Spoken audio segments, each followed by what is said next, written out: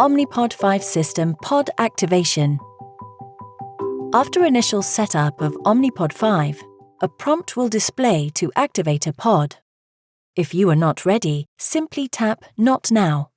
When you are ready, you can tap or swipe to the Pod Info tab from the home screen. A pod should be changed every 72 hours, or when the pod insulin is low or empty.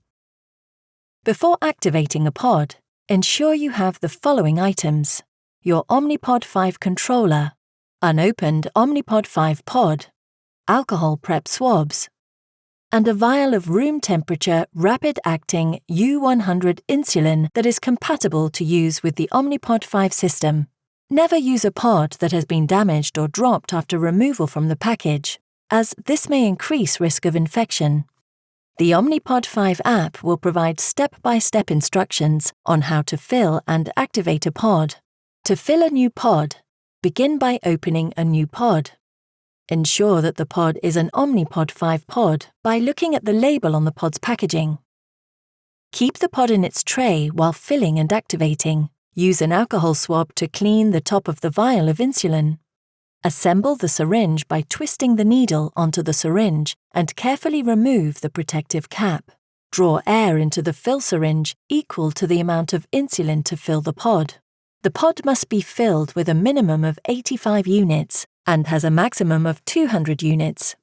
Depress the air into the vial of insulin. With the needle still in the vial, turn the vial upside down. Fill the syringe with the desired amount of insulin. To remove any air bubbles in the syringe, with the needle still in the vial, flick the side of the syringe to make them rise to the top. Carefully push any remaining air bubbles back into the vial. Remove the needle from the vial. Locate the fill port by following the black arrow on the underside of the pod. Keeping the pod in its tray, insert the needle straight down into the fill port. Slowly depress the plunger completely to fill the pod. There are 2 confirmation beeps when the pod is activated. Be sure to completely empty the fill syringe even after hearing the 2 beeps. After the pod has been filled, place the pod, while still in its tray, next to the Omnipod 5 controller, so they are touching. Tap Next. The Omnipod 5 controller will establish a connection with the pod and automatically perform a series of safety checks and prime the pod.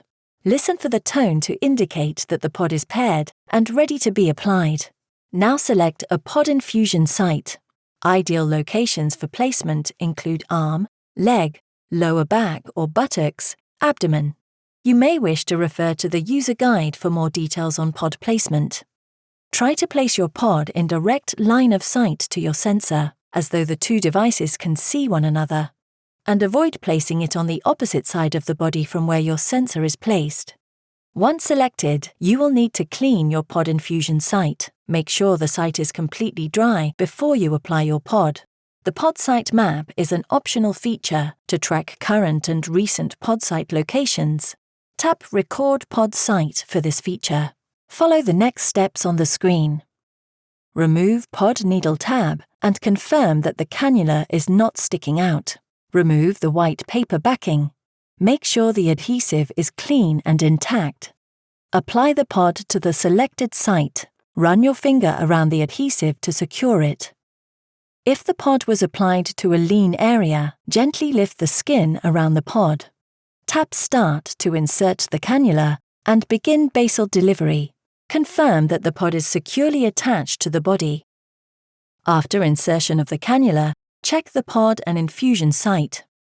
Look through the viewing window to verify that the light blue cannula is inserted into the skin. Verify that the pink color is in the area indicated on the top of the pod. Tap Yes if the cannula was properly inserted. If you have glucose sensor information already entered into the Omnipod 5 app, you can switch to automated mode by tapping Yes. Otherwise, you will remain in manual mode until you connect a glucose sensor.